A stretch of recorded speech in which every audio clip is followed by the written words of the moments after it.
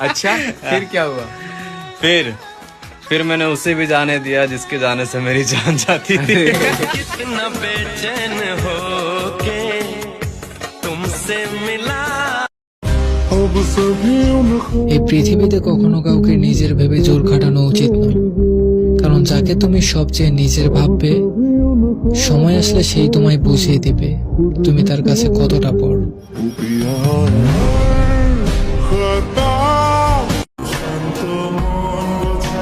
তুমি শুধু তুমি ছিলে না, তুমি ছিলে আমার জীবন, অতি আপনের চেয়েও আপন।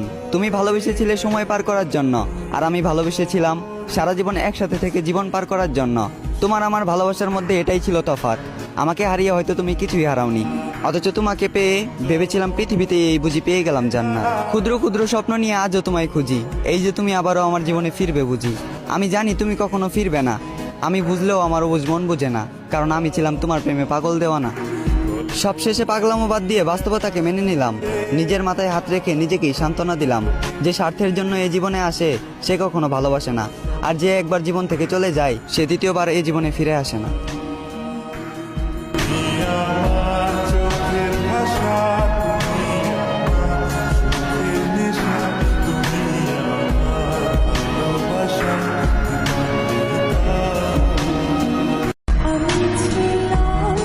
তুমি প্রতিশ্রুতি দিয়েও প্রতিশ্রুতি রাখলে না, ছেড়ে যাবে না বলেও তুমি আমার হয়ে থাকলে না।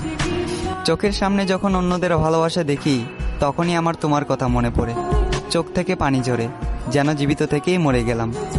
তুমি আমাকে ভুলে গেলেও একজন প্রতারক হিসেবে আমি তোমাকে মনে রাখলাম। মনে রেখো শখের মানুষ, একদিন তোমাকেও মৃত্যুর স্বাদ গ্রহণ করতে হবে। সেদিন হারাতে হবে নিজের সৌন্দর্য, হারাতে হবে আপনজন আত্মীয় স্বজন, জায়গা হবে কবরে, দাঁড় করানো হবে তোমাকে হাসরে। সেদিন না থাকবে তোমার পাশে টাকা পয়সা, না থাকবে তোমার বাড়ি গাড়ি, আর সেই দিন যদি আমার চোখের পানি সাক্ষী দেয় যতই পুণ্যের কাজ করো না কেন তোমার পাপের পাল্লাটাই হবে ভারী।